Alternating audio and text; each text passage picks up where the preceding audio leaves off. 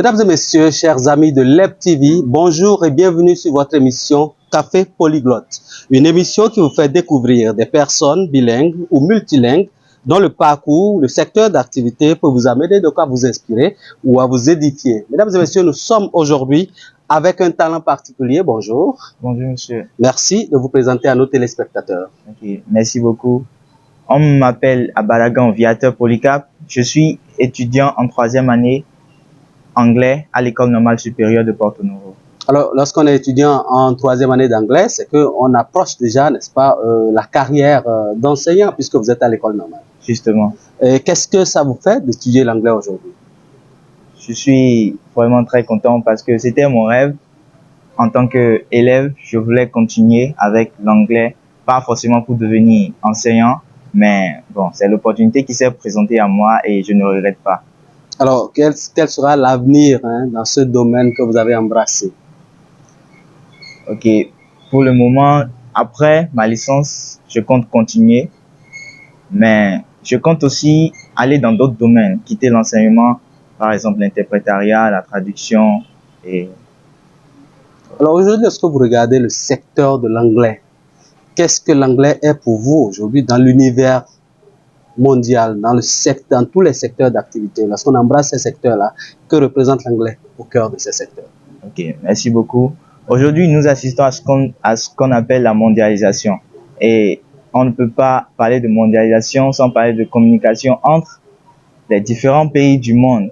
Et quand il y a communication, il faut un moyen de communication et une langue. La langue la plus utilisée est l'anglais et nous le savons tous. Ce qui fait de cette langue une langue très importante et dans tous les domaines de la vie, on la retrouve et je pense que c'est très important de l'étudier. Alors, quel défi cela fait-il d'étudier l'anglais dans un pays francophone, par exemple?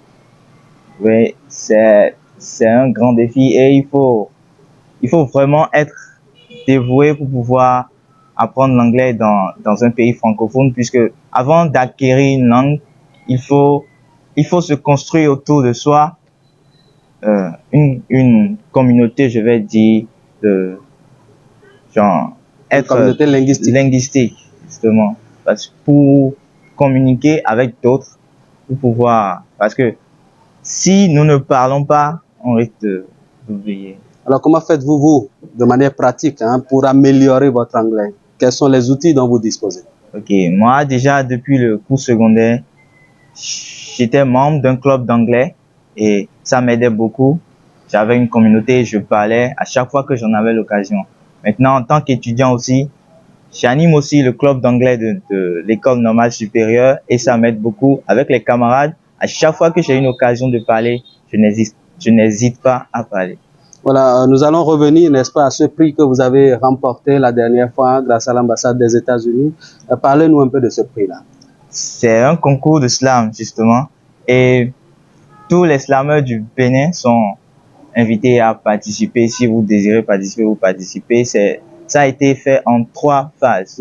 Une première phase qui consistait à prendre les meilleurs de chaque département.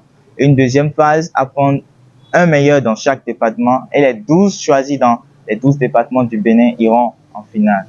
Donc, il y a eu les phases préliminaires. Et vous étiez combien au départ? Au départ, pour la première phase, on était une soixantaine à été choisi. Ok. Et à la finale, vous étiez 12.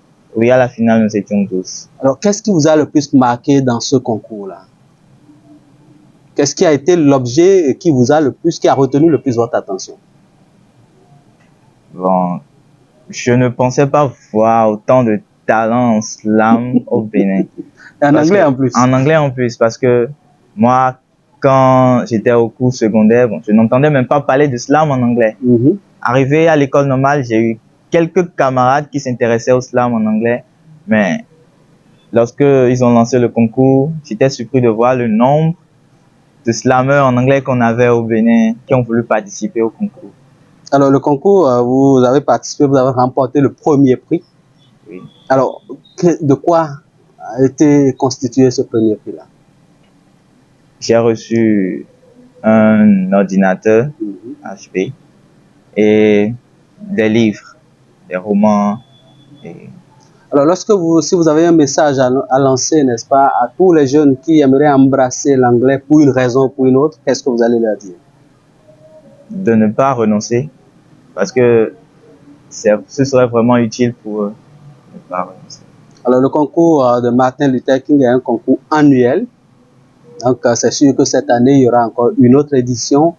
Si vous devez donner des conseils à des gens qui veulent prendre part à ce concours-là, qu'est-ce que vous allez leur dire? Je leur dirais juste de foncer. Foncez comment? Comment il faut s'y prendre pour être le premier? Ok, puisque moi, par exemple, c'est la première fois, je l'avais dit, que j'ai entendu parler du concours. Je cherchais une opportunité du genre, mais bon, pour moi, ça n'existait pas. Donc, quand je l'ai vu, j'ai dit, bon, là, c'est mon opportunité, je dois la saisir. Et j'avais l'habitude d'écrire des tests, déjà avec le collectif de slameurs de l'école normale supérieure. J'avais l'habitude d'écrire des tests, donc je me suis lancé sur le thème imposé et j'ai écrit mon test avec le temps qu'ils nous ont donné pour nous préparer. J'ai répété avec les camarades slameurs et voilà, ça a donné ce que ça a donné. Parlant du thème, hein, dites-nous de quoi il s'agit et comment les éliminatoires se sont passés. Justement, parlant du thème de ce concours. Le thème imposé, c'était le rôle des femmes dans la lutte pour les droits humains. La première phase, il fallait écrire un test d'au moins 200 mots et de plus 300 mots. Et ajouter à ce test un audio. C'était la première phase. Après sélection, à la deuxième phase, il fallait choisir le même test qu'on peut réécrire, améliorer. Et maintenant, d'ajouter une vidéo de 2 minutes au moins.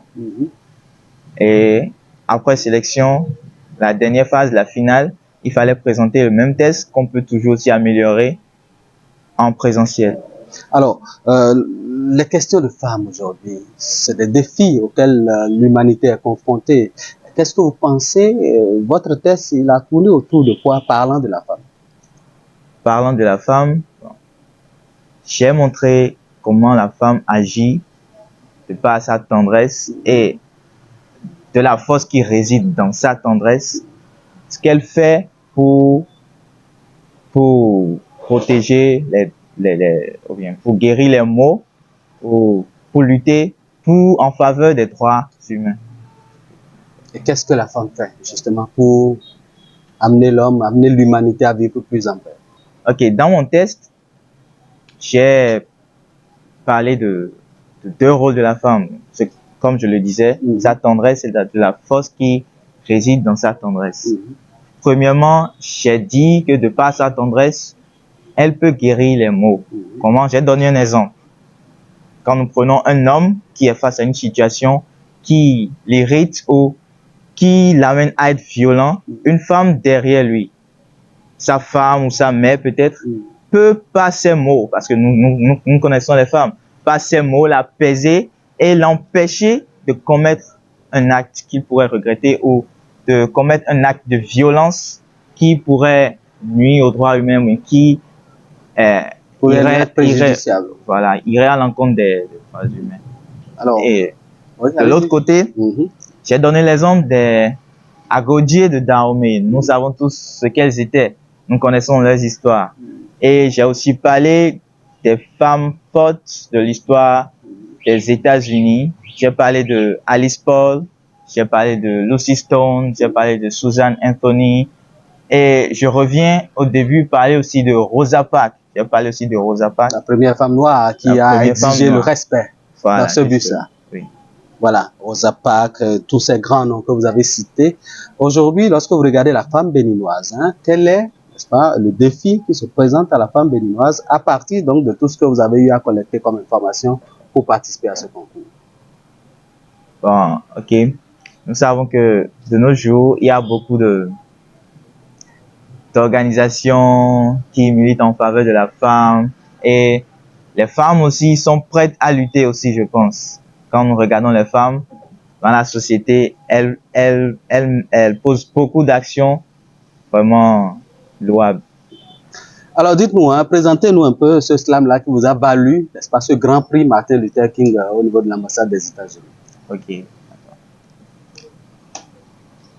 I opened my eyes in a place so dark and icy, and then icy. Coming on my way, a sublime, well-shaped creature. I freaked out and I tried to run away, but there was no way. Run away? Why? Sublime, but appears why? She came closer to me and whispered in my ears. I'm not a creature, I'm the creator. I'm not shaped, I shape. I'm not born, I give birth. I'm not human, I'm human source. I'm peace, I'm love. I'm weak, I'm bold. In peace, I'm involved. War, I evolve. From the birth of the word, I exist. From me, man, and we, men, exist. Witness of the first smiles, lies, cries, and crimes. Witness of the creation of humanity. I wish the recreation of humanity. Then I said, stop. Are you really recreating human ID? No. She told me, yes, no. No is the answer. No is what she says, does. No is what Rosa Parks said, did to save black Americans indeed. Behind an angry man, ready to protest, she says no. For a bamboozled soul, ready to commit suicide, she's the hope. Her softness upon the word, she just needs the word to make you put on your swords. Stop blood effusion, war division, just unity, no unity. But marvelously wide, tough in her weakness, softness. I see her fighting for what she treasures. She's Agoje of Dahomey. She's women's skin. She's woman king. She protects human skin. Stronger than a cowboy, she's a cowgirl. Not a cowboy. It's not about cool words. She deserves all the award. Are you aware? Are you aware of Alice Paul, Lucy Stone, Susan Anthony? A word of women who fought for themselves, but the humanity, because women are the humanity. And just think of this. What would you be if women never existed? Peace. What would you be if women never existed? Ça, c'est une grande interrogation. Alors, on va résumer tout ça en français. Un petit résumé de ce poème-là qui, quand même, évoque la valeur, les réelles valeurs de la femme au sein de la société. Dites-nous un peu un résumé de ce poème. Pas une traduction, mais un sum-up, un résumé. Un résumé. J'ai commencé par montrer que la femme est la source de la création, la source de l'homme.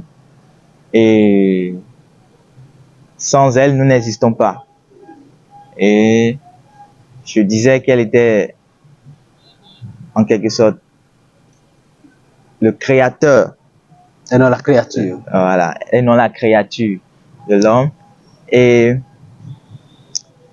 j'ai montré que, je l'avais dit au début, par sa tendresse, elle peut... Il lui suffit juste de dire un seul mot pour calmer l'homme en fureur, pour ramener les esprits perdus, pour éviter le drame. Et d'un autre côté, j'ai dit qu'elle n'est pas le coward, qu'elle n'est pas une poltronne, qu'elle sait prendre des décisions fortes, qu'elle sait agir comme les agodjés de chez moi, de Dahomey. Et aussi, Alice Paul, Lucy Stone, leurs histoires, elles étaient des femmes vraiment fortes qui sont restées devant, qui étaient des leaders, qui ont conduit des mouvements pour l'émancipation des femmes et en même temps pour l'émancipation de l'humanité. Parce que sans femmes, il n'y a pas humanité. Voilà, un très beau poème qui vous a valu donc cette qualification à prendre le premier prix du concours Martin Luther King Slam, concours de slam Martin Luther King, qui a été, ma foi, un concours qui a réuni tous les Béninois, les jeunes venus de tout le Bénin. Très intéressant, une initiative très intéressante. Je vais vous demander, qu'est-ce que vous avez à dire aux organisateurs comme pour les encourager dans cette initiative? Ok. D'abord, je commence par les remercier parce que s'ils n'avaient pas organisé cela, je ne participerais pas. Donc, je les remercie et je leur demande de continuer parce que j'ai constaté que de par le monde, il y a assez de talents de slammer et en anglais. Et moi, spécialement, je cherchais vraiment l'opportunité parce que mes camarades slammers de mon collectif avaient l'opportunité de participer au concours organisé par l'Institut français et tout ça. Bon, moi, je me disais, bon, à quand? Moi, j'étais pas au courant. Mais ça existait, je pense que c'est la 7e édition, ça existait depuis même. J'étais pas au courant, mais cette fois-ci, j'ai eu. Donc, de continuer et de permettre à tous ceux qui voudraient bien participer, de participer aussi. Et encore une fois, merci. Est-ce que vous avez un mot à dire pour clôturer cette émission? Alors, cette émission tire à sa fin. Monsieur Viateur Abadagan, votre mot de fin.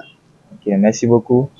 Je commence par remercier l'ambassade des États-Unis pour l'organisation de ce concours et je vais aussi m'adresser à tous les slameurs, tous ceux qui ont une passion pour le slam, de commencer maintenant parce que bien vrai c'est annuel, faut pas attendre, faut écrire, s'inspirer jusqu'au jour où le concours sera lancé, il faut travailler pour pouvoir arracher cette opportunité parce que c'est une grande opportunité. Et à tous ceux qui